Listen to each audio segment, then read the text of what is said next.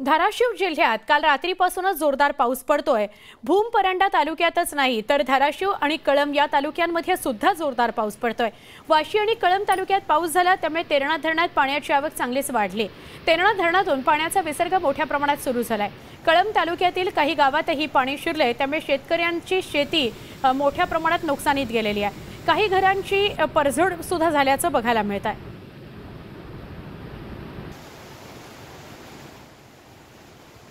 आमचे प्रतिनिधी बालाजी निरफळ यांच्याशी आपण बोलूया।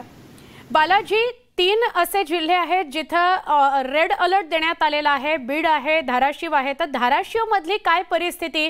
काल रात्रीपासून धाराशिव मध्ये पुन्हा मुसळधार पावसाला सुरुवात झाली असं कळतंय। सुवर्णा, मी तुला प्रत्यक्षात बघतो की मी ज्या धरणावरती आहे तेरणा धरणावरती तुला पाण्याचा अंदाज येईल धाराशिव जिल्ह्यात कशा पद्धतीने पाऊस बरसतोय। मी तुला थोडे कॅमेरामॅनला पण विनंती करेल की ही सगळी परिस्थिती दाखव। हे तेरणा धरण आहे आणि तेरणा धरण परिसरात जर बघितलं आपण तर किती मोठ्या प्रमाणात पाऊस पडला। या धरणाचा पाण्याचा विसर्ग बघ किती मोठ्या पद्धतीने हे पाणी जे आहे ते विसर्ग होऊन बाहेर पडत आहे। रात्री पाऊस सुरू झालेला पाण्याचा प्रवाह जर आपल्या बघितला तर आपल्याला निश्चितच अंदाज येऊ शकतो की हे पाणी किती वेगाने बाहेर पडतंय। तेरणा धरण म्हणजे धाराशिव तालुक्यातलं मुख्य धरण आहे। या धरणावर तेरणा नदी आहे ती वाशी तालुक्यातून वाहत येते। कळंब तालुका परिसर असेल या धरणाच्या पाण्याचा फायदा धाराशिव शहराला जरी होत असला तर खाली लातूर पर्यंत ही धोक्याची पातळी आहे। हेच पाणी तेरणेचं पाणी हे लातूरला जातं त्यामुळे लातूरमध्ये ज्या आधी पाण्याचं पुराने शेती उद्ध्वस्त झाली पुन्हा त्या परिसराला धोका निर्माण झालेला आहे। सुवर्णा, ही पाण्याची दृश्य बघितल्यावर निश्चितच एक मनात भीती वाटते की एवढं पाणी कसं काय कुठून आले असेल किंवा पाऊस हे पाणी कधीच पाहिलेलं नाही त्याच्यामुळे भीती खरं तर मनात वाटते। कळंब तालुका, धाराशिव तालुका, भूम परंड्यात तर पाऊसच आहे पण कळंब धाराशिव तालुक्याला सुद्धा या पावसानं जोडपला आहे आणि त्याचाच प्रत्यय हे पाणी पाहिल्यावर आपल्याला निश्चितच दिसत असेल। या धरणातून पाण्याचा विसर्ग पाहिला, हे पाणी पाहिलं तर खरंच मनाला वाटतं की हे दुष्काळ धाराशिव जिल्हा आहे का हा एक प्रश्न मोठा पडतोय। बाकी ठिकाणी जर बघितलं सुवर्णा तर भूम तालुक्यात मोठा पाऊस पडलाय, परंडा तालुक्यात पाऊस पडलाय। भूम तालुक्यातील आंबी गावात मोठ्या प्रमाणात पाणी आहे, गाव शहरात पाणी, पाचूड परिसरात पाणी आहे। तर इकडं मुरुम आणि उमरगा तालुक्या परिसरात सुद्धा पाऊस पडलेला आहे। मुरुम कडून जो कर्नाटकला रस्ता जातोय तो रस्ता बंद आहे। तुळजापूर तालुक्यातील काही रस्ते जे आहेत ते आता बंद झालेले आहेत। सुवर्णा, प्रशासन आपत्ती निवारणाच्या कामाला लागलंय। प्रशासनाला मात्र आता यावेळी केवळ भूम आणि परंडा तालुकाच नाही तर पूर्ण जिल्ह्यात आपत्ती व्यवस्थापन राबवावं लागणार आहे।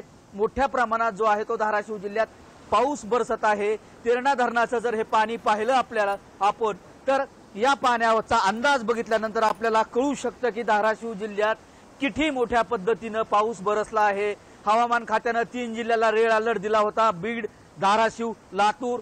तर धाराशिव जिल्ह्यात मात्र हे सगळं पाणी पाहिल्यानंतर ह्या पाण्याचा प्रवाह पाहिल्यानंतर आपल्याला लक्षात येईल की किती मोठा पाऊस जो आहे तो बरसला आहे।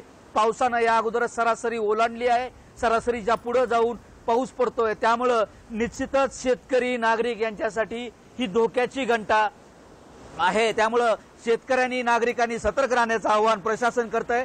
प्रशासन जरी फील्डवर असलं तरी आपली एक स्वतःची जबाबदारी शेतकऱ्यांनी नागरिकांनी घेण्याची गरज आहे। सुवर्णा, हे पाणी अशाच पद्धतीत सीना कोळेगाव धरणातून विसर्ग सुरू आहे। मांजरा धरण भरलेलं आहे, मांजरा धरणातून विसर्ग आहे। सीना कोळेगावच्या धरणातून 50,000 क्युसेसनं विसर्ग सुरू आहे। चांदणी धरण जे आहे ते परंडा तालुक्यात त्याच्यातून प्रकल्पाचे 7 दरवाजे उघडलेत त्याचा विसर्ग सुरू आहे। मांजरा धरण भरलेलं आहे, मांजरा धरणाचे 4 दरवाजे उघडून लातूरकडे त्याचा विसर्ग सुरू आहे। विशेष सुवर्णा, धाराशिवला पाऊस झाला म्हणजे त्याचा फटका लातूरला बसेल, सोलापूर जिल्ह्याला बसेल। धाराशिव उंचावर जरी असलं तर दोन्ही भागाकडे दोन्ही जिल्ह्याकडे याचं पाणी जातं त्यामुळे हे धरण परिसरातील पाणी पाहिल्यानंतर खरंच मनाला धडकी भरवणारं हे पाणी आहे। आणि अशीच परिस्थिती सुवर्णा सगळीकडे आहे। सुवर्णा, माझ्यावर बघितलं तर तो पाऊस सतत चालू आहे, पाऊस थांबायचं नाव घेत नाहीये।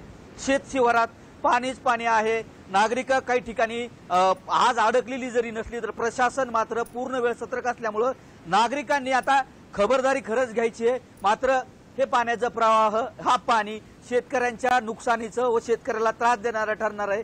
त्यामुळे आता प्रशासनाच्या सतर्कतेची जरी नागरिकांनी काळजी घेतली तर पुढील काळात किती नुकसान झालंय, किती पाऊस पडलाय याची आकडेवारी येईल। आता सुवर्णा, पाऊस पडत असल्यानं हा पाऊस थांबण्याची वाट सगळेच बघत आहेत। आत्ताची सगळी परिस्थिती धोकादायक आहे, नागरिकांनी काळजी घेण्याचं आवाहन प्रशासनाकडून. बरोबर आहे बालाजी, धन्यवाद ही माहिती दिल्याबद्दल. तुम्ही देखील वेगवेगळ्या भागात धाराशिवमध्ये फिरताय, तुम्ही पण तुमची काळजी घ्या. हे तेरणा धरण आहे आणि तेरणा धरणातनं किती मोठ्या प्रमाणात पाण्याचा प्रवाह खाली येतोय, विसर्ग पाण्याचा होतोय ते आपण बघतोय. मागे ढग जर तुम्ही पाहिलेत पूर्ण काळवंडलेलं आहे सगळं, त्यामुळे पाऊस अजूनही पडतोय याची कल्पना आपल्याला येईल. भूम तालुक्यातील पाथरूड आणि आंबी या परिसरात जोरदार पाऊस सुरू आहे. आंबी गावातील व्हिडिओ समोर आलाय. या गावात किती पाणी साचलंय हे या व्हिडिओमधून बघायला मिळतंय. धाराशिवमध्ये भूम आणि परंडा इथं तर पाऊस पडतोच आहे, पण आता अनेक गावांमध्ये सुद्धा पाणी शिरायला लागलंय. तर आता जो उल्लेख केला होता बालाजी यांनी की आंबी गाव, या आंबी गावातला व्हिडिओ समोर आलाय. आंबी गावात पाणी शिरलेलं आहे. भूम तालुक्यातल्या आंबी गावातलं पाणी बघा किती वेगानं वाहतं आहे आणि हे गावामधून वाहतं आहे, त्यामुळे धडकी भरवणारं हे सगळं चित्र आहे. धाराशिव हा खरं तर दुष्काळग्रस्त भाग म्हणून पाहिला जातो, पण आता रेड अलर्ट आणि सरासरीपेक्षा जास्त पाऊस असे शब्द आपण धाराशिव विषयी ऐकतोय. सोलापूर जिल्ह्यात हाय अलर्ट जारी करण्यात आलाय. माढा तालुक्यात मुसळधार पाऊस पडतोय. पावसामुळे सीना नदीच्या पाणी पातळीत वाढ झाली आहे. उंदरगाव इथल्या पूल पाण्याखाली गेलाय. माढा वैराग वाहतूक ठप्प झाली आहे. या सगळ्याविषयी अधिक माहिती देत आहेत आमचे प्रतिनिधी वीरेंद्र सिंह उत्पात. सोलापूर जिल्ह्यात हाय अलर्ट दिला आहे आणि पाऊस कालपासून चालू झालेला आहे आणि पुन्हा एकदा सीना नदीच्या पाणी पातळीमध्ये वाढ झालेली आहे. काल जो पूल होता माढा आणि वैरागला जोडणारा, तो पूल परत एकदा वाहतुकीसाठी बंद करण्यात आलेला आहे आणि कालच्या एक दिवस फक्त ही वाहतूक चालू झाली होती.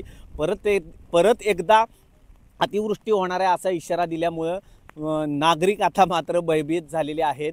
शेती घराचं नुकसान झालेलंच आहे आणि परत एकदा या महापुराला तोंड द्यावं लागणार का अशी परिस्थिती निर्माण झालेली आहे. एकंदरीत पुढचे काही तास अत्यंत महत्त्वाचे आहेत. प्रशासनाने अलर्ट सांगितलेला आहे, प्रशासन सज्ज आहे. आज कृषी मंत्री दत्तात्रय भरणे इथं उंदरगावमध्ये येणार आहेत आणि थोड्याच वेळात माजी मंत्री सदाभाऊ खोतही भेट देणार आहेत. मात्र परिस्थिती हाताबाहेर जाऊ नये अशी सर्वांची इच्छा असली तरी निसर्गासमोर सगळे हतबल होताना दिसत आहेत आणि एकंदरीत सर्व नागरिकांना विनंती आहे प्रशासनाकडून सतर्क राहावे आणि जे आहे शक्य आहे ती मदत प्रशासनाकडून पोहोचवण्याचाही प्रयत्न होणार आहे. व्हिडिओ जर्नलिस्ट अजित देशपांडे सोबत वीरेंद्र सिंह उत्पात, न्यूज 18 लोकमत, उंदरगाव, माढा. सोलापूर जिल्ह्यात सुरू असलेल्या मुसळधार पावसाचा फटका ग्रामीण भागाला मोठ्या प्रमाणात बसलाय. मोहोळ तालुक्यातील ग्रामीण भागातील नदी नाले ओढे ओसंडून वाहत आहेत. ओव्हरफ्लो झालेला आहे. शेतकऱ्यांच्या शेतात पाणी शिरलंय. शेतीचं प्रचंड नुकसान झालेलं आहे. मोहोळ तालुक्यातील हराळवाडी इथला ओढा दुथडी भरून वाहतोय, त्यामुळे शेतकऱ्यांच्या शेतात पाणी घुसलं. शेतकऱ्यांचं अतोनात नुकसान झालं. ओढा तुडुंब भरून वाहत असल्यानं ग्रामस्थांना आता पाण्यातूनच वाट काढावी लागतेय.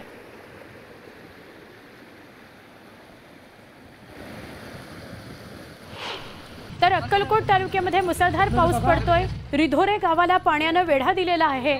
सोलापूर जिल्हा आपत्ती व्यवस्थापन विभागानं तत्परता दाखवली आणि रिधोरे गावातल्या ग्रामस्थांना सुरक्षित ठिकाणी हलवलंय. आपदा मित्रांनी जीव धोक्यात घातला आणि गावकऱ्यांची सुटका केलेली आहे.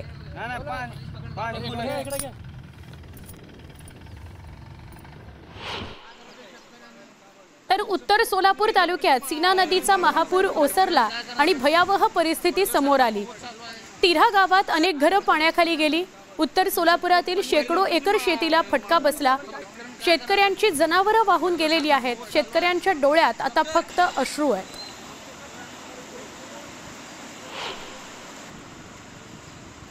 सीना नदीने मोठ्या प्रमाणावर पुरामुळे मोठं नुकसान झालं होतं. सध्या आपण उत्तर सोलापुरातील तिरे या सीना नदीच्या काठी आहोत आणि या ठिकाणी पाहू शकतो की कशा पद्धतीने ज्या पद्धतीने सीना नदीचा महापूर आला होता त्या महापुरामध्ये काय काय नुकसान झाल्याचं चित्र आपले हे विदारक चित्र आहे.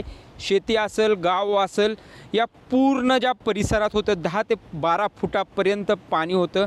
शाळा असतील, बँका असतील, ह्या सगळ्या या पाण्याखाली गेलेल्या होत्या आणि सीना माईने आपल्या पाण्यासोबत जे जे वाहून आणलं होतं ते ह्या कटाड्यावर आपल्याला दिसून येत आहे. त्यामुळे हा जो पूल आहे तो सोलापूर कोल्हापूर अशा पद्धतीने जाणारा हा सर्व्हिस पूल आहे आणि या पुलाची अवस्था जर बघितली तर या महापुराची भीषणता आपल्याला लक्षात येण्यासारखी आहे. कारण सीना नदीचं जर पात्र पाहायला गेलं तर 30 ते 40 क्युसेसचं पात्र असताना त्यामध्ये सुमारे 2.25 लाखापेक्षा जास्त जो पाण्याचा विसर्ग आहे तो 4 नदीतून सोडण्यात आला होता. त्याचा हा परिणाम आहे.